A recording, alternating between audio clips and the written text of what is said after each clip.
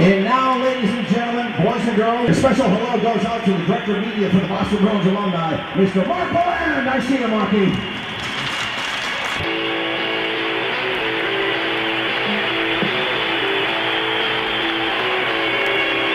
Look at them slugging each other. The goal scored by number 4. Number 99, center Wayne Gretzky. Number 9, Bobby Hull. If I may have your attention. This assist, Mario Lemieux. Number 9, Gordie Howe. If I may have your attention, please. Welcome to the Pro Hockey Alumni Podcast, the home of behind-the-scenes interviews, stories, and memories that celebrate the heritage of the great game of hockey. The Pro Hockey Alumni Podcast is hosted by Mark Willand. 14-year NHL veteran Joey Juneau is our guest on the 14th edition of the Pro Hockey Alumni Podcast. Joey had a terrific career, both as a collegiate player at RPI, internationally with Team Canada in 1992, in the National Hockey League, particularly with the Boston Bruins, where he broke in and had 102 points in his first full season. Post-career has been even more impressive. He's done so much to give back to the game and help underprivileged kids play the sport that he's certainly given back to the game more than he ever received. I think you'd agree with that. Joey's going to be in town as well September 29th, 2018 at Sports World, Phil Castanetti's Sports World in the Boston area. You can Google that. The information is right there on the front page. September 29th, 2018. And now our interview with Joey Juneau. Well, Joe, it's a real honor and privilege to have you on the show today, and it'd be great to have you in town on the 29th of September with Phil Castanetti's Sports World. I was curious, do you have a chance to get back to Boston much these days? A few occasions, but obviously not often enough. It's a beautiful city. It's a place where I obviously love to to live for a couple of years and play hockey, and so But anyway, it's going to be great to be there and to be able to reconnect in some ways, I guess, with fans. It's been way too long. Oh, absolutely. I, among other things, manage the Boston Bruins alumni social media, and when we post about Joe Juneau, it always gets a great response. So I'm sure there'll be a lot of folks there on the 29th, and we're really glad to have you coming back home. Joe, when your Bruins career had a little bit of delay at the start, great career at RPI. Had the opportunity to turn pro right away, I believe around 1991, and also you had been playing with the Canadian national team, and as I recall, you were offered a two-way contract to join the Bruins right away, which you declined and stayed with the national team, a move that turned out to be great for you, I would suspect, because you ended up winning a silver medal on an outstanding team. Can you recall your emotions? Those are big decisions to make as a young man, to turn down a pro contract and have the confidence in yourself going forward. Mm-hmm. Yeah, back in the days, there was a few players before me who left.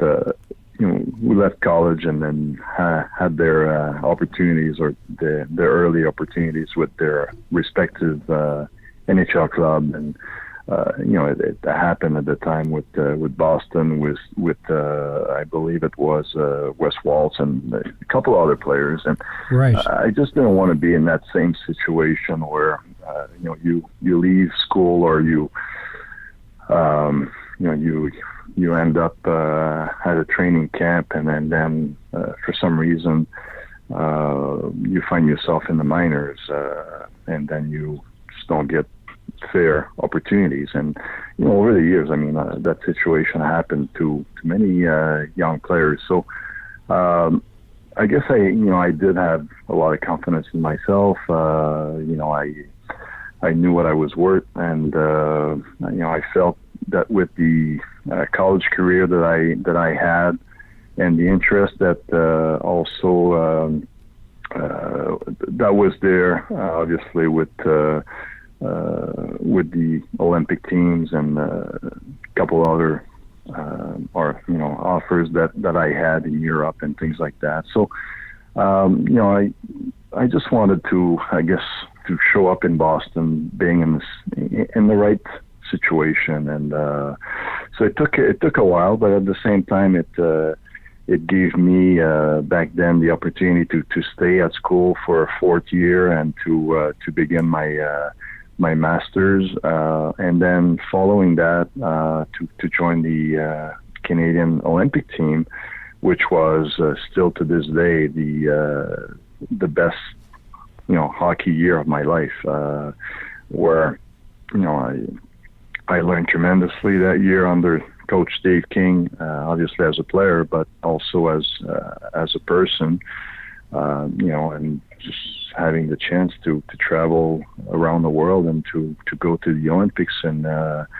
to be on such a good team, and at the end of it, you get out of it with an Olympic medal, battling for the gold in the finals and all that stuff. So it was great, and then eventually, I guess it's put me in a situation where we came to terms with the Bruins, and was able to start my career the way I wanted. Well, absolutely. That Canadian Olympic team had a lot of attention that year. Particularly, you ended up leading the team in scoring, but you had a young kid, Eric Lindros, who hadn't yet to turn pro at that point. Had a lot of attention, and I think that your confidence, and you've alluded to it, but your confidence in your abilities had to jump tremendously. You're playing at a high level for several months with quality coaching and quality teammates, and I'm sure that you would look back at yourself and say you're a much different player at the end of that process than you were at the beginning. Yeah, of course. I mean, when at that age, at the age of I believe I was 23 years old, maybe at that time, you come out of college. I had 4 very good years at RPI. On the All-American teams, and battling for the Holtby Baker and all that stuff. So those were good years, and I was obviously at a high level in terms of hockey playing, but it's obvious that if you have the chance to play for a full year under someone like Dave King, you're going to learn so much more, and that's what happened to me. And again, when you're a specific type of player and you're in the right situation, and obviously I was in the right situation in that year with the Olympic team, and obviously those 2 years in Boston, finding myself playing with such great players for a couple of years. So I guess I was very fortunate to be for those years to be in that situation. So, Joe, you came to Boston and you just took right off after the Olympics. You came in for that last portion of the 91-92 season, and it seemed like you just fit in right away. Can you talk a little bit about joining that team? A lot of quality veterans on that group, and you just step right in. Talk a little bit about that experience, just showing up at the Boston Garden and seeing Ray Bourque and Adam Oates, guys like that. Mm-hmm. I mean, it was very, very special. I do remember that time very clearly. I remember I was very nervous coming into Boston. Obviously, in respect to the negotiations, I guess that I had with Mr. Sinden. So, but that. Then you realize, listen, it's the business part. And, I remember when I showed up there, Mike Milbury got me at the airport, and then then one of the first things he told me was, now we're friends. Now we're teammates. We're on the same team, and Mr. Sinden said the same thing to me the next day. When we met, when I came in the rink for my first practice there. So it just made me feel like I was part of the team now. And but the best really what made me feel comfortable right away is I remember when I walked in and Ray Bourque came up to me and addressed in French to me and just welcoming me and making sure that I felt comfortable right away. And so and then Adam Oates, who I had the chance to meet in summertime, when I was at RPI. Adam came in the summers to work out and to take some courses, trying to finish his degree there. So I had the chance to meet Adam before, and so again, to me, I guess when I came in with the Bruins, and for him to be there and to take care of me in some ways, it just made things easier. So. Absolutely. I assume as a kid growing up, you were you were obviously aware of Ray Bourque, but were you a fan of his as a kid?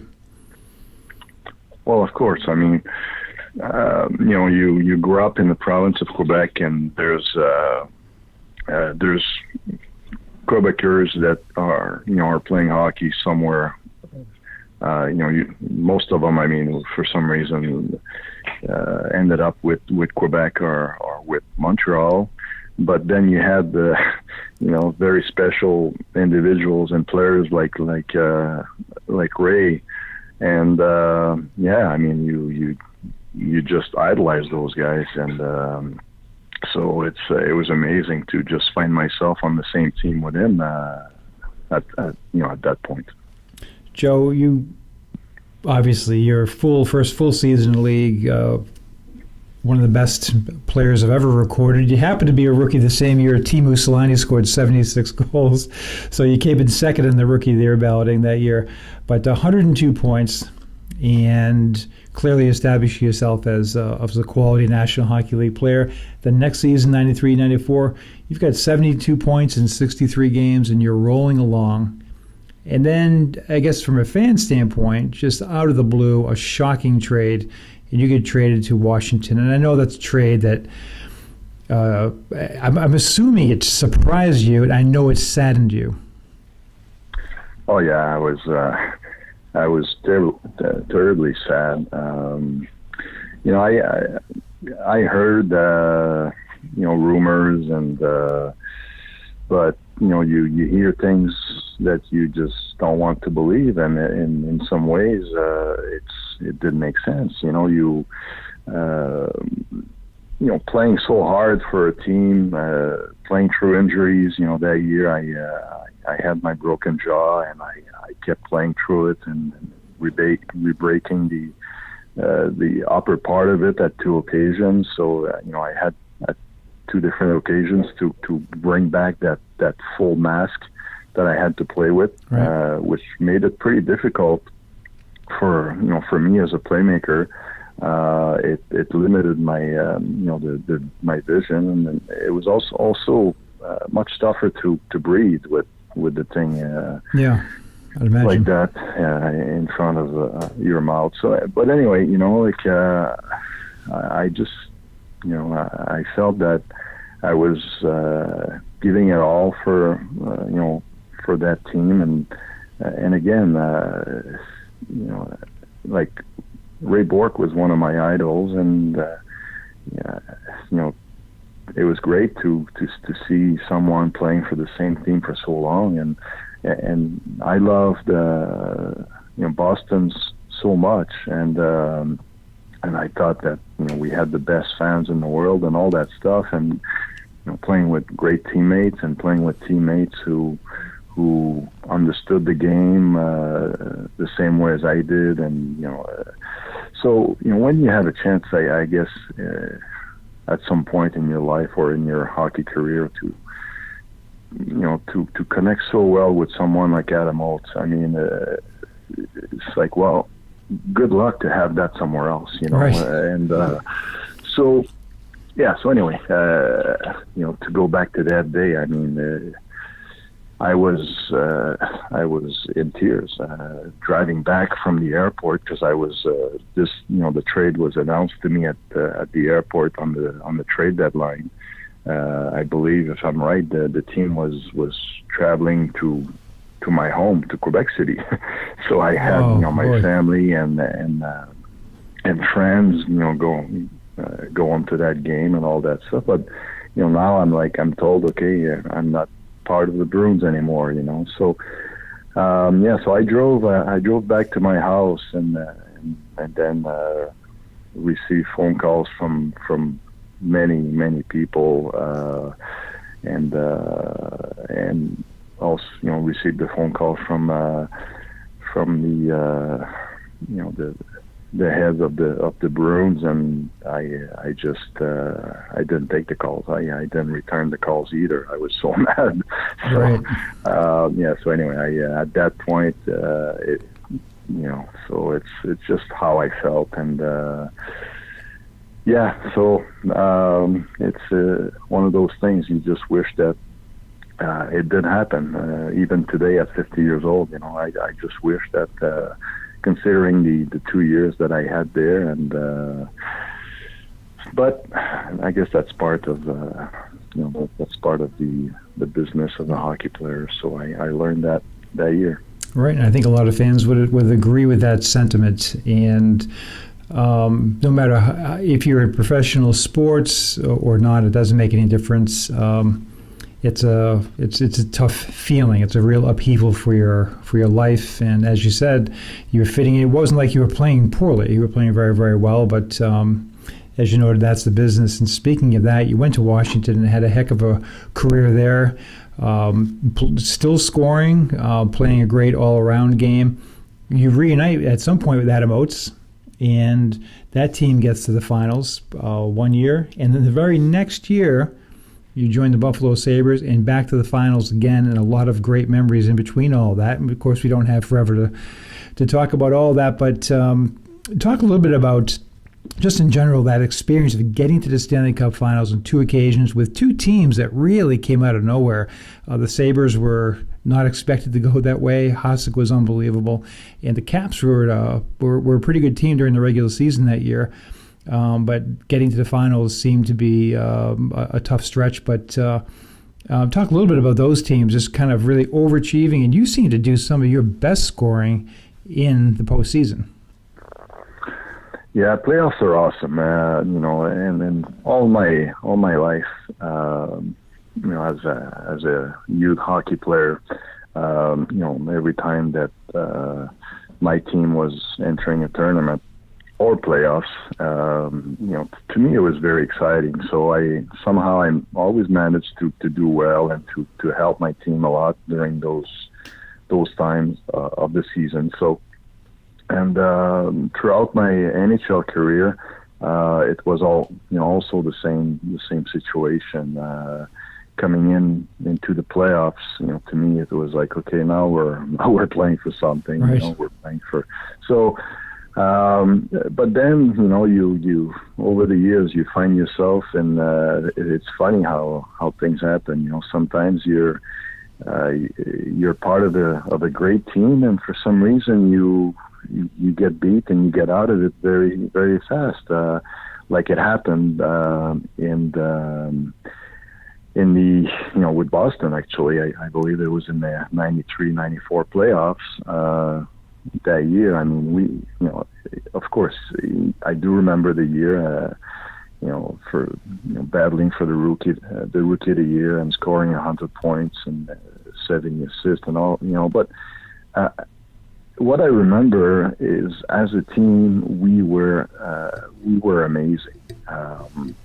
I believe we battled against Chicago for the President Cup that year. Mm-hmm. Came pretty close to it. We came into the playoffs. The year before, we we lost to Pittsburgh in the semifinal. We had swept Montreal in 4 games. And we beat Buffalo just before that in a very tough, 7-game series. So we came in with a great end of the season. We had a stretch of many games, I believe, unbeaten. And then you're going into the playoffs against Buffalo, and you get swept in 4 games. So it just didn't make sense. And on top of it, as a player, I got cross-checked in that game 1 or 2, and ended up finishing that year in the playoffs with broken ribs, and so it was very difficult. We saw ourselves going very far and having a chance to go for the cup. And then later on in your career, you end up on teams that, on paper are not as good or as strong as a year like the 93-94 in Boston, but then you end up in the Stanley Cup Finals. Right. So it's like the 93 that year where the Montreal Canadiens got the Stanley Cup Finals. So I guess the playoffs I'm referring about is more like the 92-93 playoffs. And we got swept against Buffalo, and then many good teams for some reason got knocked out, and then Montreal, who we beat all year long, end up winning the cup. So right. It's kind of funny how things turn out. So, but anyway, that 97-98 year with Washington, it was a little bit of the same thing. I mean, some very good teams in front of us got knocked out. Not that it cleared the way for us, but it made our road to the Stanley Cup, finals a little bit different. That year, I mean, we came to Boston, so we had to beat the Bruins. We had to beat Buffalo to advance to the finals. Buffalo was really hard to play against with Hasek and some tough young players. So, but it was a very exciting time, and again, playing with some very good players, some great players there.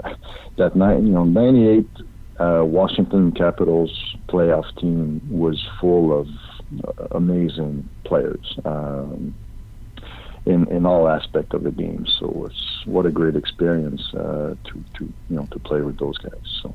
Right, and as you said, you never know when that playoff bell rings, what's going to happen. You get a chance to get to the finals twice. It speaks a lot. I know we're a little running tight on time. I wanted to close, Joe, by you've been able to, in your post-career, give access to hockey to kids who normally would not have the access to it, not have the opportunity to play, not have the ability to have those experiences.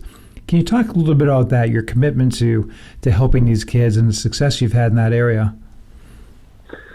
It's for some reason to me it was always very special when I had the chance to go to First Nation communities, and then at some point after my hockey career, obviously finding yourself in a situation with more times on your hands. So I had the chance to visit Nunavik, which is the part of the province of Quebec where the Inuit people live. So and just loved the area, and then was obviously touched by the situation in which the kids lived in, and it was also the same with different First Nation communities that I had the chance to visit. So And then, again, at that point, I had retired from the NHL for a couple of years and felt that, I missed the game, but I didn't want to go back into it as an NHL coach or an NHL staff. Like, to me, it was about going back in the games, using that knowledge that I had acquired over so many years, and to pass it along kids that needed it so much. And I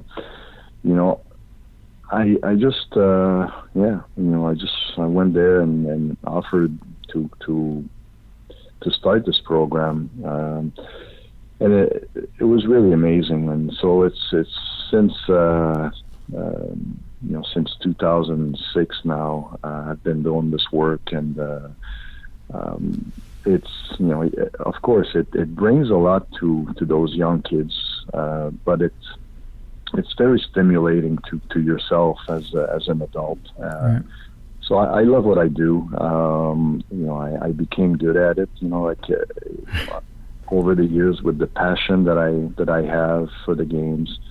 So you find yourself again in a situation where, are you going to be good at teaching something? Are you going to be good at teaching something something you played and showed that you were good at for so many years? So, you see that it's not for everybody to become, I guess, a good coach, even if you were a good player. Right, that's for sure. At some point. And so I was nervous about that, and but again, it's something that I learned, and